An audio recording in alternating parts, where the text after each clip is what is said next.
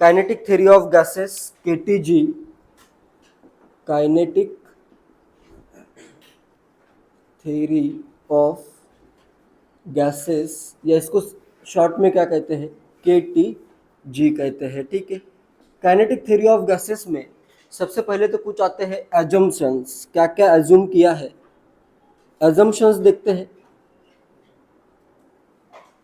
एक एक एजम्पशन देखते हैं। फर्स्ट है all the gases consist of very small molecules और atoms whose volume is negligible compare to volume of container.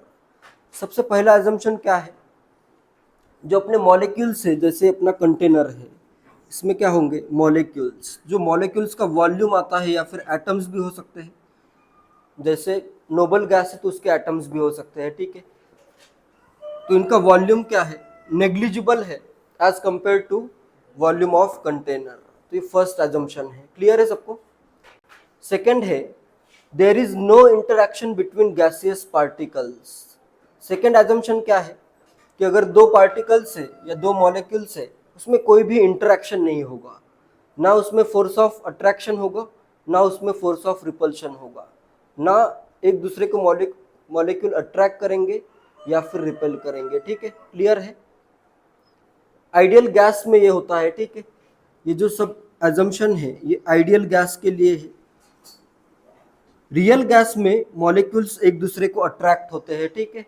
Van der Waals forces देखा था अपन ने, तो अलग अलग मॉलिक्यूल एक दूसरे से अट्रैक्ट भी होते हैं, ठीक है। तो यहाँ पे क्या एज्यूम करना है, there is no interaction between gaseous molecules, ठीक है। नेक्स्ट थर्ड है the gaseous molecules are under a state of continuous motion. Gaseous molecule continuously क्या होंगे, मूव करते रहेंगे, ठीक है। कोई भी गैस का मॉलिक्यूल ऐसे स्टॉप नहीं होगा, सब मॉलिक्यूल्स कंटिन्यूअसली मूव कर रहे हैं, ठीक है। ये अपना थर्ड एजम्पशन है। Next the collision with the wall of container are responsible for pressure exerted by the gas.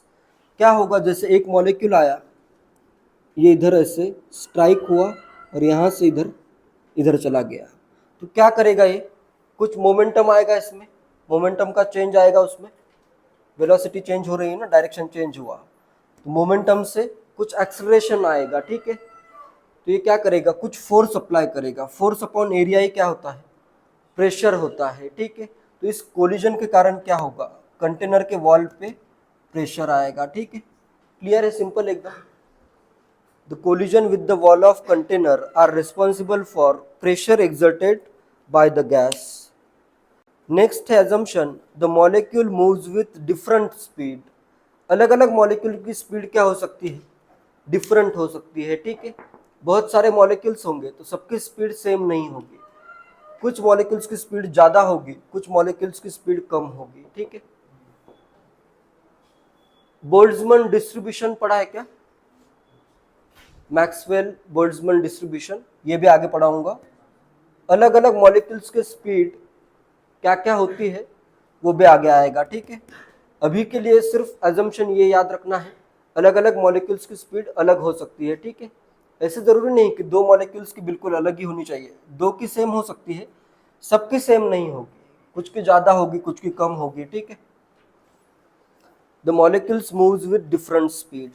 And next है assumption 6, all the collisions occurring are considered to be perfectly elastic, which implies there is no loss of energy. दो molecule में अगर collision हो रहा है तो वो क्या होगा, इलास्टिक कोलिजन पढ़ा है, परफेक्टली इलास्टिक होगा, ठीक है। परफेक्टली इलास्टिक मतलब जैसे अगर ये दो, इलास्टिक कोलिजन तो तुम्हें ऑलरेडी आइडिया है, तो यहाँ पे कोई एनर्जी का लॉस नहीं होता है, ठीक है। इन इलास्टिक कोलिजन में एनर्जी का लॉस हो सकता है, ठीक है, लेकिन इलास्टिक कोलिजन में एनर्जी का लॉस नहीं होगा, ठीक है, क्लियर है। ये तो फिजिक्स में तुम ऑलरेडी पढ़ चुके हो, इलास्टिक कोलिजन, तो यहाँ पे क्या होगा, इनका इलास्टिक कोलिजन होगा, ठीक है। नेक्स्ट है the average kinetic energy of gas will depend on absolute temperature only. Average kinetic energy जो होगी, काइनेटिक एनर्जी एवरेज, ये किस पे डिपेंड करेगी, depends only on absolute temperature, सिर्फ और सिर्फ एब्सोल्यूट टेम्परेचर पे ही डिपेंड करेगी, ठीक है। ये 7th assumption है। The average kinetic energy of gas will depend on absolute temperature only. JEE main 2015 का क्वेश्चन है, which of the following is not an assumption of kinetic theory of gases. इसमें से कौन सा एजम्पशन नहीं है?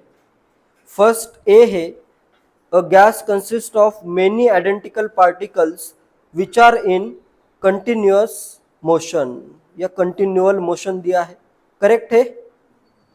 a gas consists of many identical particles which are in continual motion, continuous motion होती है, ये assumption है, तो ये ए तो आंसर नहीं है, नॉट एन assumption पूछा है, ठीक है। नेक्स्ट बी दिया है, gas particles have negligible volume, ये भी एजम्पशन है, पहला एजम्पशन था, ठीक है। सी है, at high pressure gas particles are difficult to compress. And D है, collision of gas particles are perfectly elastic. D भी है एजम्पशन, कोलिजन जो होगा वो परफेक्टली इलास्टिक होगा। सी आंसर आ जाएगा, at high pressure gas particles are difficult to compress. ये ट्रू है या फॉल्स है? अगर गैस का प्रेशर बहुत ज़्यादा है तो उसको तुम इजीली कंप्रेस कर सकते हो या कंप्रेस करने में डिफिकल्टी होगी? कंप्रेस करने में डिफिकल्टी होगी। तो ये सी वाला जो है ये ट्रू है लेकिन एजम्पशन नहीं है, ठीक है। सी वाला जो दिया है वो रॉन्ग स्टेटमेंट नहीं है, स्टेटमेंट तो करेक्ट है, लेकिन क्वेश्चन में क्या पूछा है, which of the following is not an assumption of KTG.